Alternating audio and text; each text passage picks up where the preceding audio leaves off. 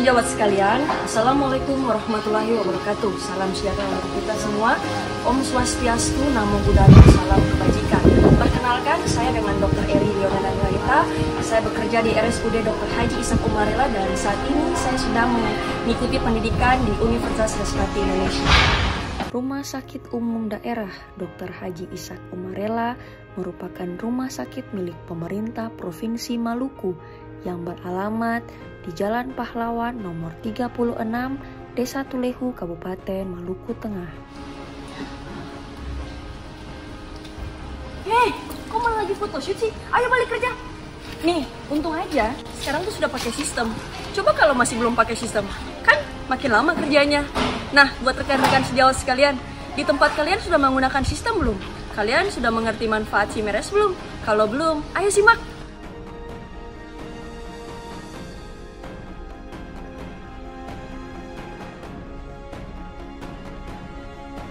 Saya mengutip satu kalimat begini, pelayanan kesehatan itu adalah hak dan bukan keistimewaan, sehingga harus dapat diakses serta terjangkau bagi semua orang. Jadi, yakin gak sih SIM RS rekan-rekan sejawat sekalian itu sudah berjalan sesuai dengan kebijakan pemerintah? Nah, di video kali ini saya akan membahas tentang apa saja sih yang harus sejawat semua ketahui tentang SIM RS. Sistem Informasi Manajemen Rumah Sakit atau SIM RS yang kita kenal ini merupakan sebuah platform digital yang digunakan untuk mengelola berbagai aspek operasional di rumah sakit. Nah, yang pertama yang harus kita ketahui yaitu tentang fungsinya. Nah, ada beberapa fungsi daripada penggunaan SIM RS. Yang pertama, untuk pendaftaran. Jadi, fungsi ini mencakup registrasi pasien baru, pengelolaan rekam medis, dan juga jadwal janji temu dengan dokter spesialis. Yang kedua, manajemen pelayanan medis. Ini meliputi penagihan, pembayaran, dan juga proses pengelolaan klaim asuransi. Ya, baik itu asuransinya asuransi swasta, asuransi BPJS, maupun untuk pasien umum. Kemudian inventarisasi. Jadi melalui fungsi ini kita bisa mengelola stok obat, alat medis, dan juga kebutuhan logistik lainnya. Fungsi yang keempat yaitu pelaporan serta analisis. Jadi bisa menyediakan data untuk laporan regulasi, analisis kerja, dan juga pengambilan keputusan yang strategis tentunya. Nah, apa saja keuntungan daripada penggunaan SIM RS ini? Ada beberapa keuntungan yang harus sejawat ketahui. Yang pertama itu adalah efisiensi operasional. Jadi dengan penggunaan SIM RS ini kita bisa mempercepat proses administrasi dan juga pelayanan medis. Yang kedua, akurasi data. Menggunakan SIM RS atau Sistem Informasi Manajemen Rumah Sakit ini akan mengurangi risiko human error atau risiko kesalahan pada manusia dalam proses pencatatan dan pelaporan informasi. Kemudian keuntungan yang ketiga yaitu aksesibilitas. Dengan fungsi ini atau keuntungan dari aksesibilitas ini, kita bisa memudahkan akses informasi dari berbagai tenaga medis di berbagai departemen yang ada di rumah sakit. Kemudian yang berikutnya yaitu penghematan biaya. Jadi kalau kita menggunakan SIM RS ini, maka kita akan mengurangi penggunaan anggaran untuk kertas pastinya. Kemudian selain itu juga bisa meningkatkan produktivitas daripada staf medis.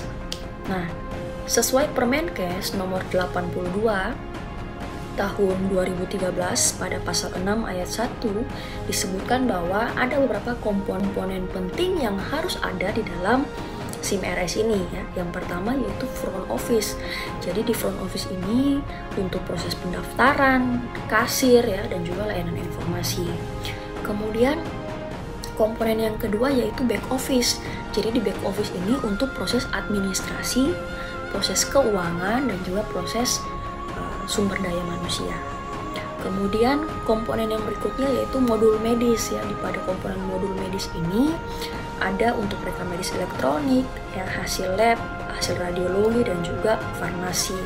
Kemudian ada juga modul pendukung ya, pendukung lainnya itu untuk pengelolaan inventaris, sumber daya manusia dan juga fasilitas. Nah, apa saja tantangan implementasi pada penggunaan SIMRS? Jadi yang pertama yaitu biaya awal. Tentu saja rumah sakit akan mengeluarkan investasi biaya awal yang lebih besar untuk perangkat keras ya, untuk laptop atau komputer di setiap ruangan. Kemudian perangkat lunaknya, kemudian pelatihan staf ya tentunya. Kemudian tantangan lain yaitu penyesuaian budaya, di mana yang tadinya serba manual, kita menuju mengadopsi budaya baru, mengikuti teknologi yang baru, menjadi serba modern, menggunakan aplikasi SIMRS.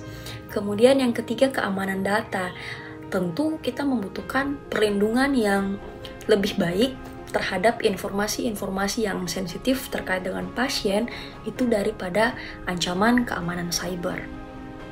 Nah, regulasi dan standar untuk SIMRS ini harus memenuhi standar dan juga regulasi kesehatan yang berlaku, yang seperti standar internasional Health Level 7 dan juga peraturan nasional terkait dengan privasi data pasien.